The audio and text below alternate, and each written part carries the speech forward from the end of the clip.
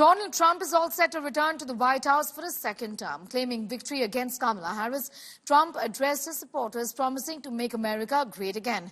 Thanking Americans, Trump and said he will always work to guard the people of his country and their interests. He's also thanked Americans for their unprecedented mandate. In big praise for Elon Musk, Trump called him a star, saying no one can even think of doing what Musk has done. Remember, Musk has been rallying behind Trump since the month of July. Well, I want to thank you all very much. This is great. These are our friends. We have thousands of friends on this incredible movement. This was a movement like nobody's ever seen before. And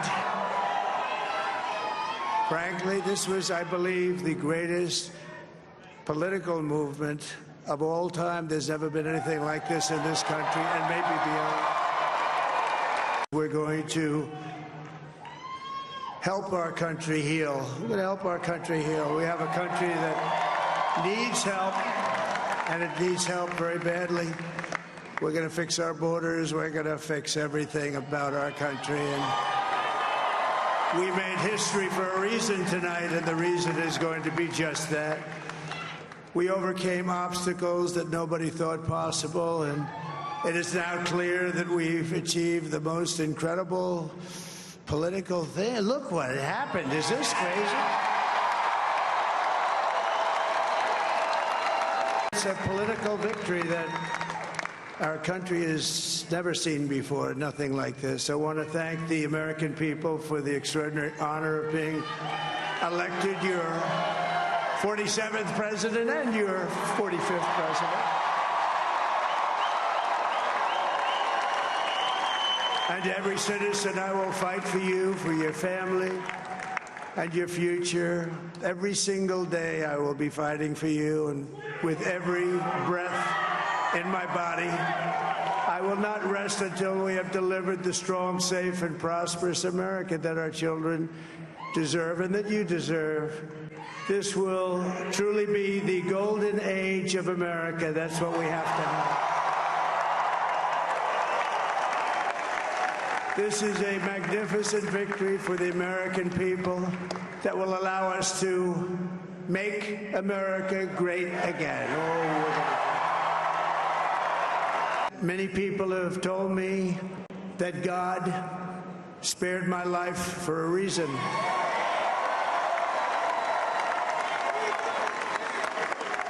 And that reason was to save our country and to restore America to greatness. And now we are going to fulfill that mission together. We're going to fulfill that mission. The task before us will not be easy, but I will bring every ounce of energy, spirit, and fight that I have in my soul to the job that you've entrusted to me. This is a great job. There's no job like this. This is the most important job in the world. A star is born. Elon. Now he is.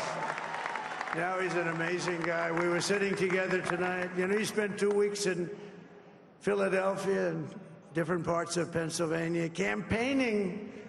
You know, he sent the rocket up 2 weeks ago. And I called Elon. I said, Elon, was that you? He said, yes, it was. I said, who else can do that? Can Russia do it? No. Can China do it? No. Can the United States do it other than you? No, nobody can do that. I said, that's why I love you, Elon. That's great. The people from North Carolina came to me and they said, would it be possible, at all possible, for you to speak to Elon Musk? We need Starlink. I said, what's Starlink? It's a form of communication. So I called Elon, and I'll tell you what, he had, and it was very dangerous. People would die. They had no communication. All the wires were down. I called Elon Musk. I said, Elon, you have something called Starlink, is that right? Yes, I do. What the hell is it? He said, it's a communication system that's very good. I said, Elon, they need it really, really badly in North Carolina. Can you get it? He had that there so fast, it was incredible. So, and it was great. It saved a lot of lives. He saved a lot of lives.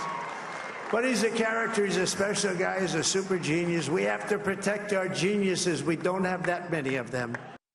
All right, Donald Trump is all set to return to the White House for his second term, edging out his Democratic rival Kamala Harris in closely fought U.S. polls. In a blow to Harris, Trump flipped the crucial battleground state of Georgia. He's also won North Carolina, retaining his grip on the red state and also cementing his path to the White House with 16 more electoral votes. The icing on the cake, though, for Trump was the likely clean sweep of all the swing states, which of course is Pennsylvania. These are according to projections. Trump has claimed a string of states already, including Alabama, Florida, Texas, Ohio, alongside Nebraska's 3rd congressional district, strengthening his hold on the electoral race. Trump's vice president pick, J.D. Vance, has an India connection.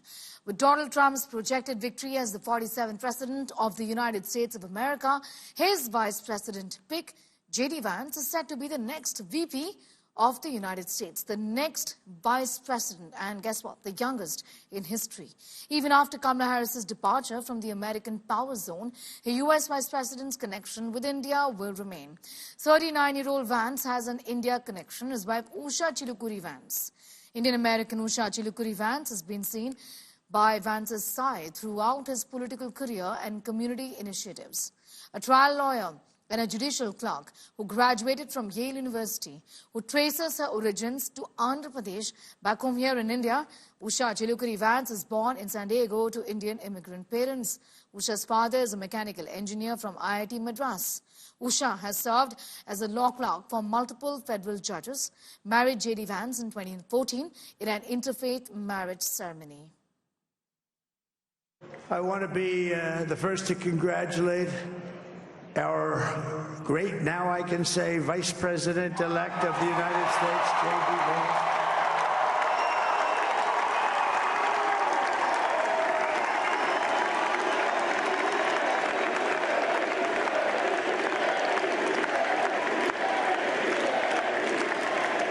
And his absolutely remarkable and beautiful wife, Usha Vance.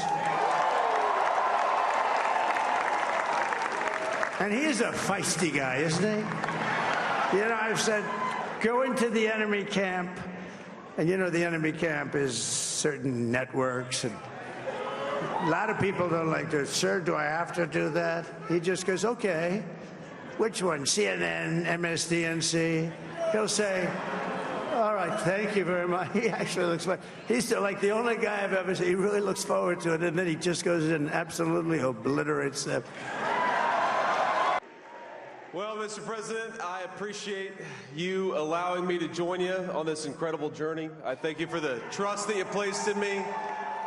And I think that we just witnessed the greatest political comeback in the history of the United States of America.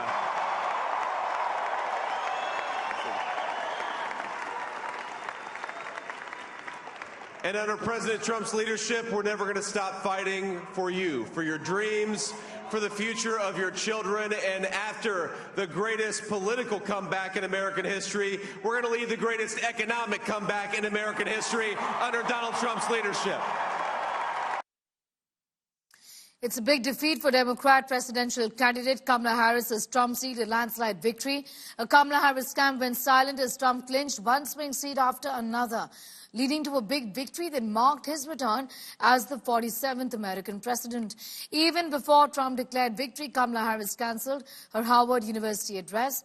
Her dejected supporters were asked to leave after Kamala skipped her big speech.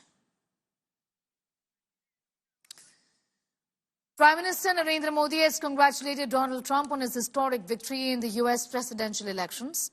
Addressing Trump as his friend, the Prime Minister in a social media post said that he looks forward to further strengthening India-U.S. ties and working for the betterment of people by promoting global peace, stability and prosperity.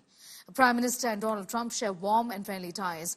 Events such as Howdy Modi held in the U.S. in 2019 when Donald Trump was serving as the president showed the positive sentiment shared by the two leaders. On Trump's trip to India in 2020, a Namaste Trump event saw resounding public appreciation in Gujarat's Ahmedabad. The two leaders have held positive deliberations and met several times to give a boost to India-U.S. ties. Listen now to how both world leaders have appreciated each other at multiple occasions in the past. We in India have connected well with President Trump. The words of candidate Trump, अब की बार Trump सरकार,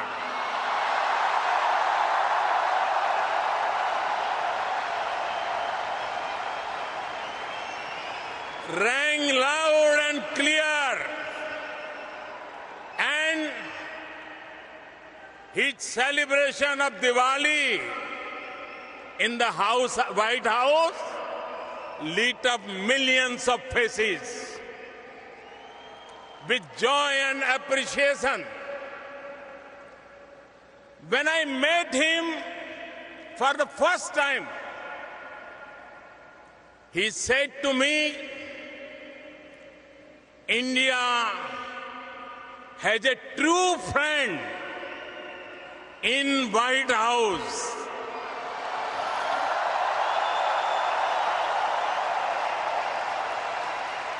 Modi, India. Yeah. He's a friend of mine. He's great. He's the nicest. India. This is for you. Oh, good. Well, I'll tell you. Do you like him or not? Yeah. Do you like him? I have family on both sides of it. Okay, I have well, family let me that tell loves you. everything and family I'll just that's tell not. you, though. You need him. I know. Well, they had, before him, they were replacing him every year. It was very unstable. He came along. He's in a lot of He's great. He's a friend of mine. But on the outside, he looks like he's your father. He's the nicest, total killer.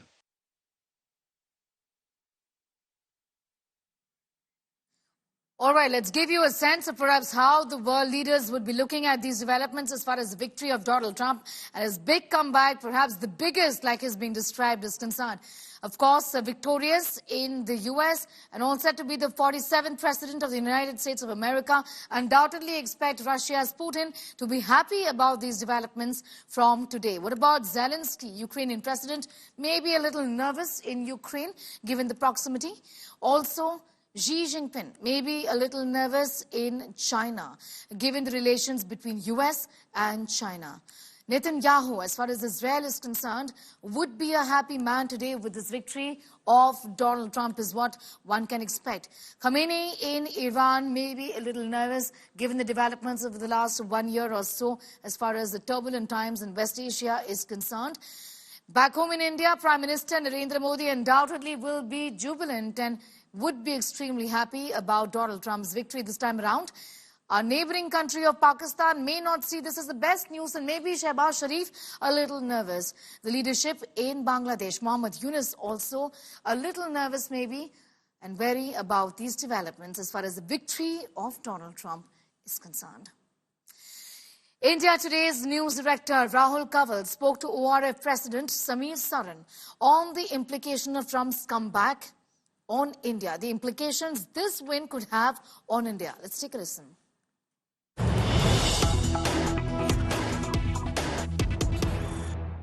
What impact is Donald Trump's presidency likely to have on the India-America relationship and on the global geopolitical order?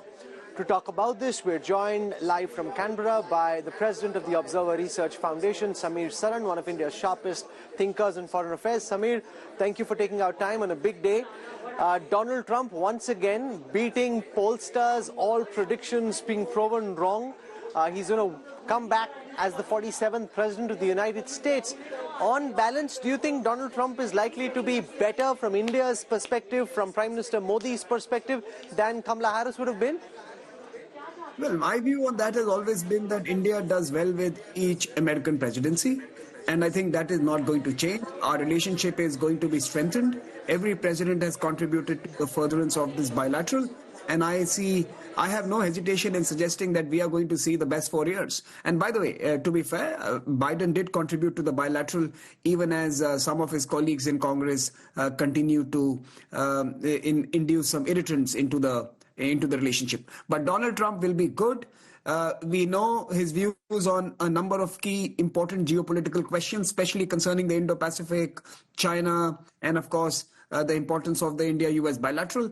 I think what is to be watched is how Europe reacts to this, how Europe responds to the Trump presidency, and how the transatlantic partnership plays out. That is important because there is a war which is ongoing in Europe, and Trump may have his own design for how to bring that to a closure or to proceed with it. So I think it is the transatlantic relationship that is the interesting dynamic to watch out for. India-US relationship will be strengthened. We are, of course, going to face headwinds of tariffs. But if we play our cards smartly and we align well, we could actually benefit from it. Because believe you me, if we add a certain tariff to all, there is a level playing field, and those who he believes have been perversely benefiting, he's going to probably add an additional layer of the Trump tax on them. So I think there is an opportunity here for India not to get too hassled by the conversations around trade and tariffs, and to ride out this particular new transition for its own purposes.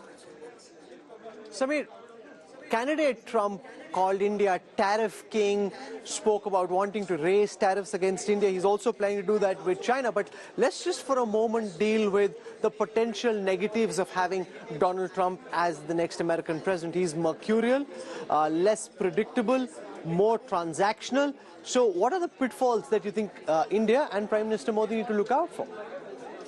Exactly those, that he is unpredictable, he is transactional, and he is going to seek a fair deal.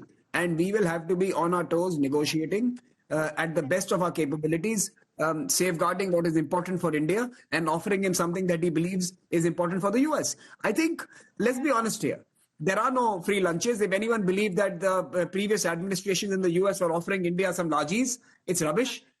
We always had to fight and claw for every space that we were able to claim under any US presidency. With Donald Trump, it will be more vocal, it will be more visible, it might be more louder.